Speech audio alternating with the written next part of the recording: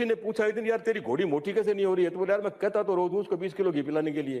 Paper leak के बारे में काफी चर्चा हुई, और अब तो जब भी आहूत होती है विधानसभा तो पेपर लीक की चर्चा की जाती है, और बार बार में कहे जाते हैं अभी तो छोटी मछलियां पकड़ी है, बड़े मगरमच्छ अभी पालने बाकी हैं। राज्यपाल महोदय ने इंद्रदेव की कृपा का भी जिक्र किया, पूरब से सूर्य निकलना है इसका भी जिक्र किया। हमको सबको पता है पूरब से निकल रहा है। राजस्थान सरकार ऑटो मोड पे चल रही है। हाई कोर्ट ने यह कहा कि तुम्हें शर्म आनी चाहिए, बच्चियां स्कूल में पानी इसलिए नहीं पीती कि उनके लिए टॉयलेट नहीं है। लेकिन जिस कीमत पे विकास हो रहा है, आज एक ज्वलंत मुद्दा बना हुआ है राजस्थान में, खेजड़ी बचाओ अभियान। इस सोलर ऊर्जा के बहाने खेजड़ियों का जिस तरह से कटान हो रहा है। हर माता पिता का सपना होता है एक ऐसी जगह जहां बच्चे सिर्फ पढ़े नहीं बल्कि खुद को पहचाने। यही सोच बनाती है Dunlod public school. Smart classrooms, experienced mentors, sports, creativity और लाइफ स्किल्स के साथ यहाँ हर दिन बनता है सीखने का नया अनुभव। Admission open. Give your child the right start. करते हुए राजस्थान सरकार की तरफ से और मंत्री परिषद के द्वारा अभिशंसित एक ऐसा डॉक्यूमेंट जो है उन्होंने पढ़ा। हम सब जानते हैं, आप भी जानते हैं इस बात को, कि राज्यपाल के अभिभाषण में सरकार का एक लेखा जोखा होता है। लेखा जोखा इन्होंने प्रस्तुत किया। राज्यपाल महोदय स्वयं राजनीतिक क्षेत्र से आते हैं, वो सरकार के सारे हालात को व्यक्तिगत रूप से जानते हैं, सीकर जयपुर में विराजते हैं, और इस बात को भी समझ रहे हैं कि राजस्थान सरकार ऑटो मोड पे चल रही है। उल्लेख करते हुए उन्होंने उन सभी लोगों को सम्मिलित किया इस बात में, किसान, युवा, महिला, श्रमिक, पिछड़े, अति पिछड़े, वंचित वर्ग, इन सबको शामिल किया। माननीय सभापति महोदय, इन सबको देख करके एक बात याद आ रही है मुझे। एक सेठ जी थे और वो अपनी घोड़ी को रोज कहते थे कि तुझे 20 किलो घी पिलाऊंगा। पड़ोसी ने पूछा एक दिन, यार तेरी घोड़ी मोटी कैसे नहीं हो रही है? तो बोला, यार मैं कहता तो रोज हूं उसको 20 किलो घी पिलाने के लिए, वे कैसे मोटी नहीं हो रही है। वैसे ही आपके इस डॉक्यूमेंट में सारे वर्गों को शामिल किया है, और सारे वर्ग ये समझ भी रहे हैं कि यार कुछ हो नहीं रहा है। तो लगता है युवा जी से कोई गलती से कोई कंपनी का प्रोडक्ट खरीद लिया, और बाद में पता लगा कि कंपनी ने जो भी ये इतनी जो विशेषताएं बताई थी इनमें से तो एक भी नहीं है। अब पछता भी रहे हैं कि गलती तो हो गई, लेकिन भुगतना पड़ेगा। राज्यपाल महोदय ने इंद्रदेव की कृपा का भी जिक्र किया, पूरब से सूर्य निकलना है इसका भी जिक्र किया। हमको सबको पता है पूरब से निकल रहा है, लेकिन राज्यपाल महोदय ने इसका विशेष जिक्र किया कि पूरब से सूर्य निकल रहा है और पश्चिम में रिफाइनरी लग रही है। माननीय सभापति महोदय, पूरब से सूर्य निकलने का जिक्र उन्होंने इस बात में किया कि सोलर ऊर्जा का राजस्थान एक बड़ा हब बन रहा है।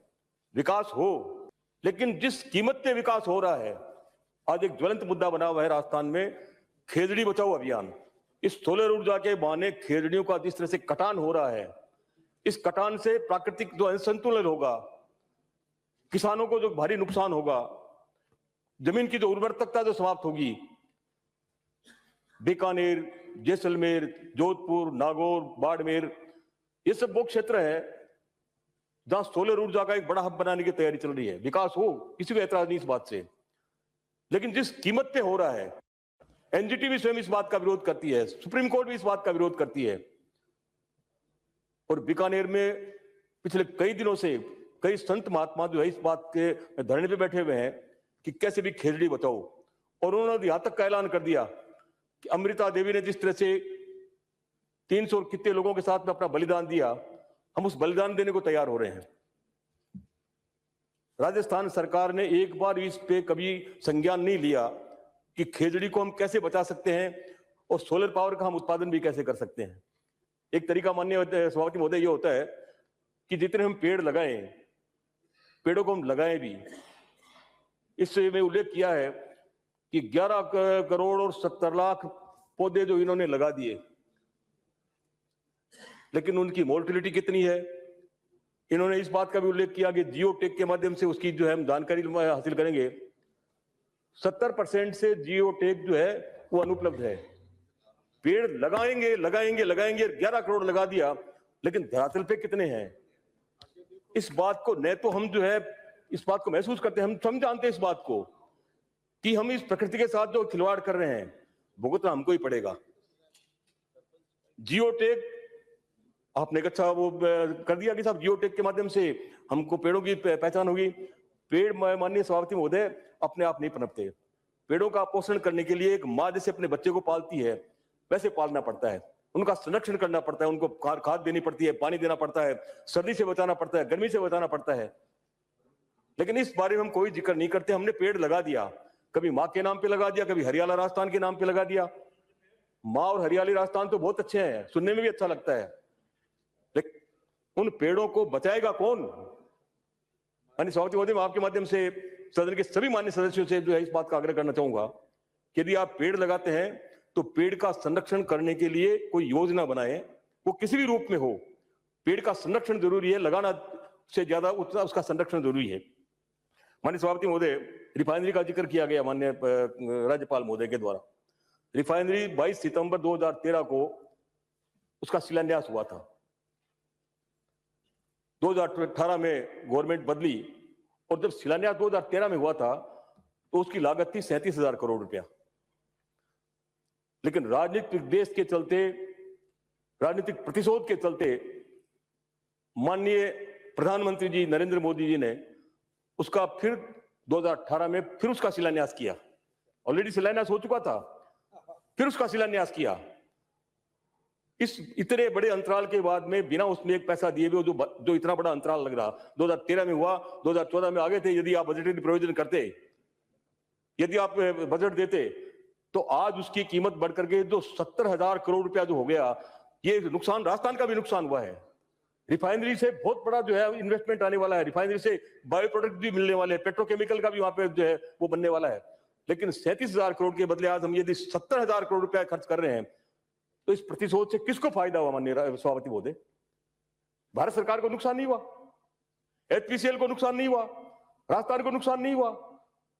केवल हम प्रतिशोध की बात करें और इन सारी बातों को भूल जाए कि हम नुकसान किसका कर रहे हैं। हम स्वयं उस आदमी की तरह से जो उस पेड़ को काट रहे हैं जिसमें मैं स्वयं बैठा हुआ हूं और उसी को पेड़ को काटने में लगा हुआ हूं। माननीय सभापति महोदय, बहुत खेदजनक बात है। रिफाइनरी यदि तत्काल शुरू हो जाती, 2018 का इंतजार नहीं करते, तत्काल यदि शुरू हो जाती तो आज उसका उत्पादन शुरू होता और नो एमटीपी जो है उसका उत्पादन शुरू होता तो कम से कम 5-7 हजार करोड़ रुपया जो है राजस्थान को भी उसकी रेवेन्यू मिलती, उसके जो है राजस्थान को भी उसका लाभ होता। दोनों तरफ नुकसान हुआ, लेकिन प्रतिशोध की भावना आदमी को इतना जो है वो बना देती है कि कितना भी नुकसान हो, लेकिन मैं इस नुकसान को इसको जरूर करूंगा चाहे मेरा कितना ही बड़ा नुकसान हो जाए। माननीय सभापति महोदय, ये बहुत ही चिंता का विषय है और मैं समझता हूं कि हमको इस बात से बचना चाहिए कि हम व्यक्तिगत केवल इस विद्वेष की वजह से हम यदि नुकसान करते हैं स्टेट का तो ये बहुत बड़ा नुकसान है और मैं इसका घोर विरोध करता हूं। माननीय सभापति महोदय,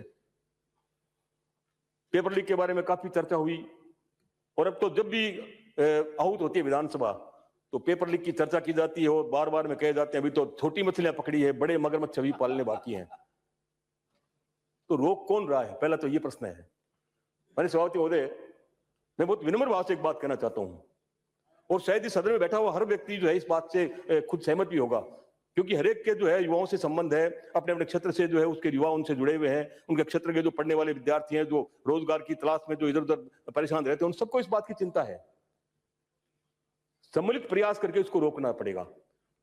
जब इस पे पेपर लीक की जब ये घटनाएं हो रही थी तो माननीय उस वक्त की तत्कालीन जो कांग्रेस सरकार थी उन्होंने सख्त से सख्त कानून बनाए, 5 साल से लेकर 10 साल तक का जो है कड़ी सजा का प्रावधान किया, करोड़ों रुपए से 5 से 10 लाख रुपए से लेकर के 10 करोड़ रुपए तक का जो है उसमें सजा का प्रावधान किया। उन्होंने ये भी प्रावधान किया कि यदि कोई पकड़ा जाता है, यदि इस तरह से इस लीक में जो है उसको शामिल होता है तो उसकी प्रॉपर्टी सीज का है, उसकी प्रॉपर्टी को नष्ट किया जाए, उसकी प्रॉपर्टी को।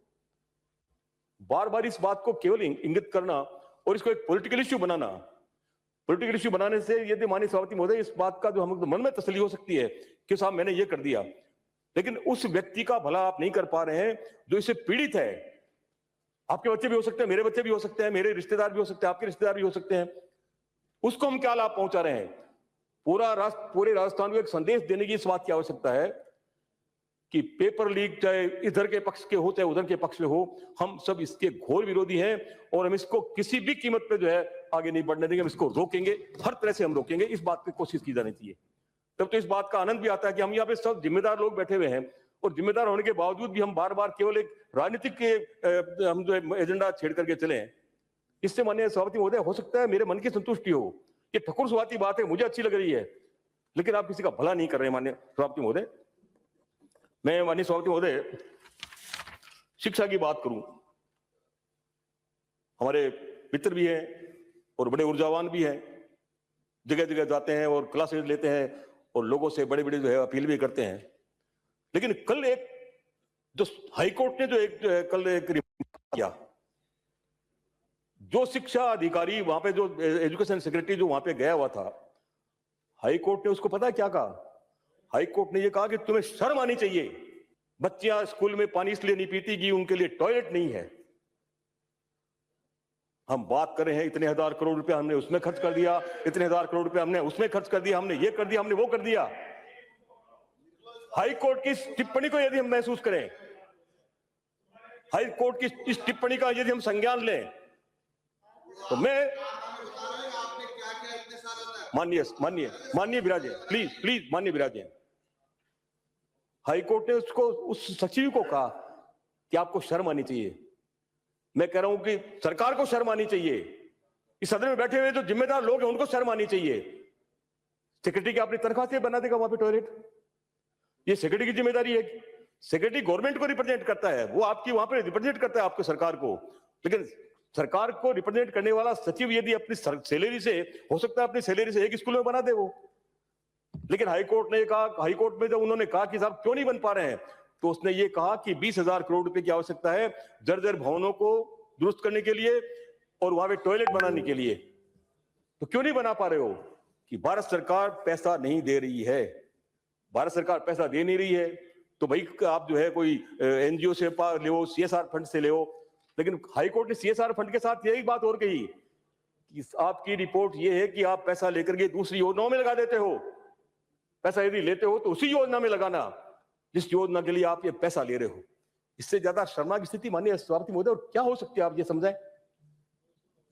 माननीय मंत्री जी सुनते उद्वेलित हो जाते हैं। उद्वेलित मत होइए, अपने मन में इस पीड़ा को महसूस करिए। वो आपकी बेटी हो सकती है, वो मेरी बेटी हो सकती है, वो हम सबकी बेटियां हैं। वो इस पीड़ा में परेशान हो रही है कि वो जल इसलिए नहीं पी पा रहे हैं। जल न पीने से उसके शरीर पे किस तरह की परेशानी खड़ी होती है। वो जब इस तरह की उस परेशानी को भुगतती है तो उसको क्या क्या परेशानियां भुगतनी पड़ती है। हम दिल से महसूस क्यों नहीं करते इस बात को? केवल उद्वेग करना यहाँ पे इधर दिखाना कि मैंने ये शारीरिक क्षमता का सवाल नहीं है, ये बौद्धिक क्षमता का सवाल है। मन से आपको दिल में इस बात को महसूस करना पड़ेगा कि वो बच्ची उसकी नहीं, वो बच्ची किसी की भी नहीं, वो बच्ची मेरी है। आप शिक्षा मंत्री है, ये जिम्मेदारी आपकी है। आप शिक्षा मंत्री है, इस देश में, इस राजस्थान में पढ़ने वाली हर बेटी आपकी बेटी है, हमारी बेटी है। हमको इस बात की पीड़ा करनी चाहिए। पूरे सदन को माननीय मुख्यमंत्री महोदय से मिलकर के इस बात को जो है संज्ञान में लाना चाहिए। जर्जर भवन में हो सकता है कि आप बाहर बैठ जाएं, लेकिन उस पीड़ा को कौन महसूस करेगा जो हाईकोर्ट ने कल टिप्पणी की है। जर्जर भवन में जो है आप किसी मंदिर में बैठ सकते हैं, किसी पेड़ के नीचे बैठ सकते हैं, उस पीड़ा को कौन महसूस करेगा? इस पीड़ा को महसूस करने की आवश्यकता है और दिल से महसूस करने की आवश्यकता हमारी सभापति महोदय, ये निवेदन करना चाहता हूं। राइजिंग राजस्थान बड़ा जिक्र हुआ। पिछली बार भी जो है 35 लाख का ढोल बजाया गया, बड़े जोर शोर से ढोल बजे। राइजिंग राजस्थान, प्रवासी भारतीय दिवस। सभापति महोदय, राइजिंग राजस्थान 35 लाख करोड़ बरसों तक एकदम से आदमी संतुष्ट हो गया, लेकिन धरातल पे क्या? 35 लाख करोड़ में से माननीय सभापति महोदय 26 लाख करोड़ तो सोलर एनर्जी के हैं। सोलर एनर्जी में जो सबसे बड़ा जो आपको ऊर्जा का जो है उत्पादन हो रहा है, लेकिन उसमें जो हमको सबसे बड़ी आवश्यकता है आज इस देश को, इस राजस्थान को, रोजगार की, रोजगार सृजन नहीं होता माननीय सभापति महोदय। उसमें सोलर एनर्जी में रोजगार का सृजन नहीं होता, न उसमें टर्सरी लगती है, न उसमें जो एंसिलरीज लगती है। आज रिफाइनरी आ रही है, रिफाइनरी के साथ लाखों लाख से ज्यादा लोग जो है वहां पे रोजगार प्राप्त करेंगे। रिफाइनरी के साथ एंसिलरीज लगेगी, रिफाइनरी के साथ टर्सरी लगेगी। टर्सरी का मतलब बैंकिंग है, आपका सेवा से है। उसमें ट्रांसपोर्टेशन भी बढ़ेगा, बैंकिंग का भी काम होगा, होटल्स भी आएंगे, रेस्टोरेंट भी आएंगे, और कितने लोग जो है उसमें इन्वॉल्व हो जाएंगे, रोजगार के भी अवसर मिलेंगे। सोलर एनर्जी में आपको 4 आदमी चाहिए जो आपके सोलर पैनल को साफ कर ले। उससे जो है आप मन को तो बड़ा गुदगुदा रहे हो। आपने कई तरह की पॉलिसी बनाई, आपने पॉलिसी बनाई कि साहब उसमें ओडीओपी नीति और एमएसएमई नीति, इंटीग्रेटेड क्लस्टर नीति, एक्सपोर्ट पॉलिसी, ये सारे माननीय सभापति महोदय रिप्स 2022 के और रिप्स 2024 के ऑलरेडी सारे के सारे हैं। केवल उसका जो है कलेवर बदलना, उसको रंग बिरंगा करना, लोगों को भ्रमित करना कि देखो हमने ये 4 नई पॉलिसी बना दी। कोई गाइडलाइन नहीं है। जो पॉलिसी ऑलरेडी आपके पहले बनी हुई है, उस पॉलिसी के माध्यम से भी तो आप लोगों को फायदा पहुंचा सकते हो। सिंगल विंडो में बता दें आपने हमारी सभापति महोदय, इंडस्ट्री जो भी आता है आप मातृभूमि से जोड़ने के लिए सारी बातें करते हैं। उद्योग लगाने के लिए आदमी रिटर्न चाहता है। ये वो चैरिटी नहीं करने आ रहा है वो वहां पे।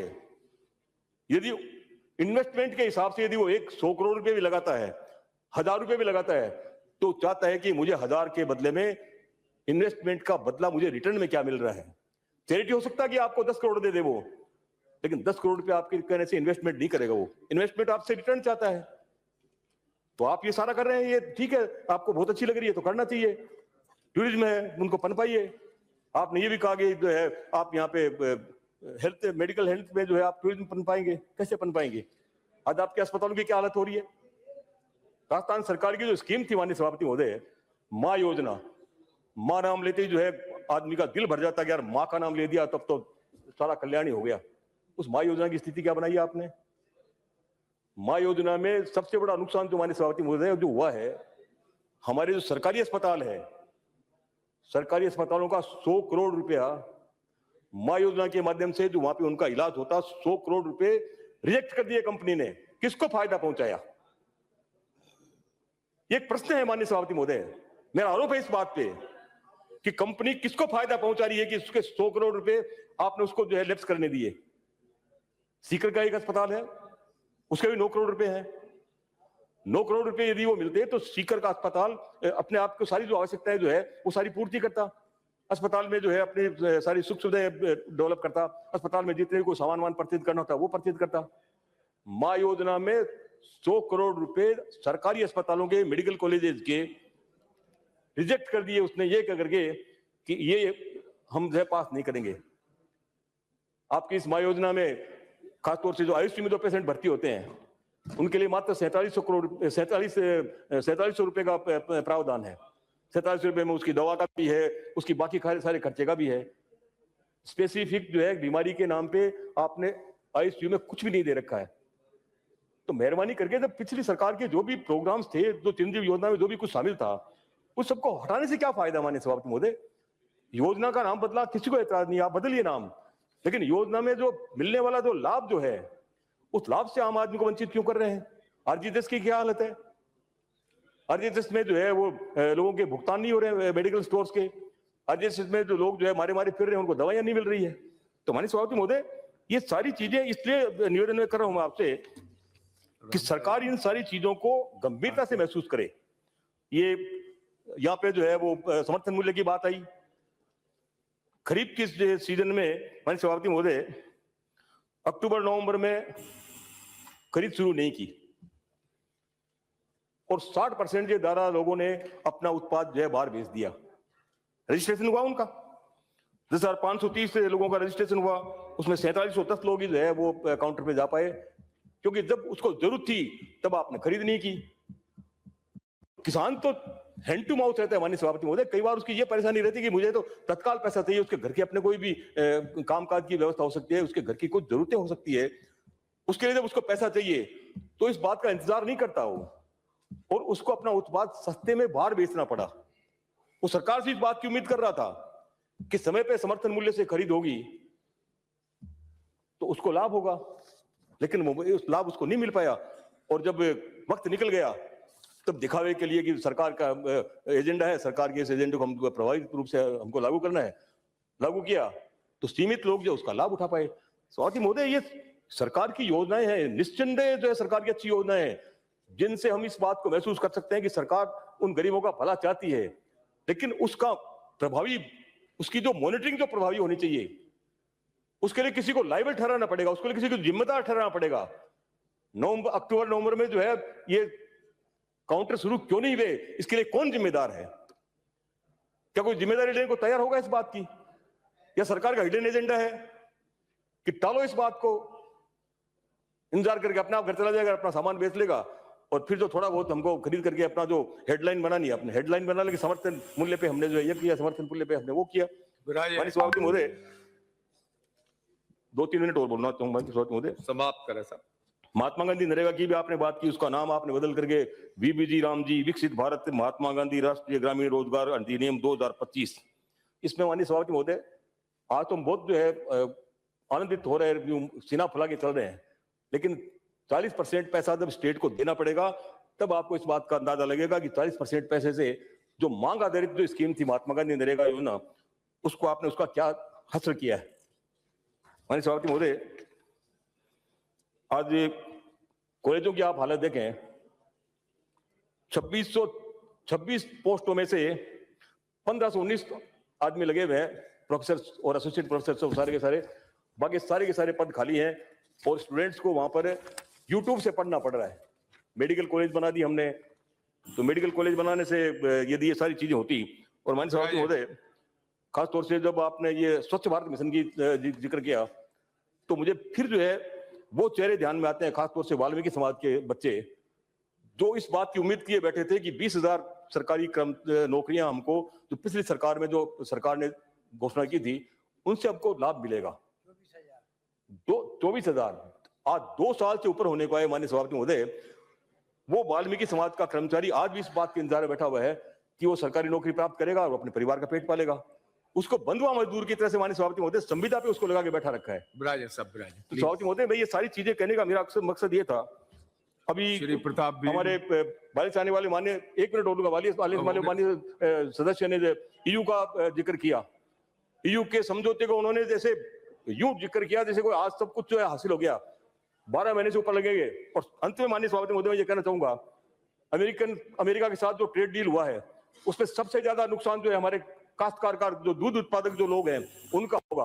अमेरिका का जो आपने जो श्री प्रताप बिल, उसका भारी नुकसान होगा। सभापति महोदय, मैं आपका बहुत आभार व्यक्त करता हूँ, आपने समझ लिया। श्री देवेंद्र जोशी।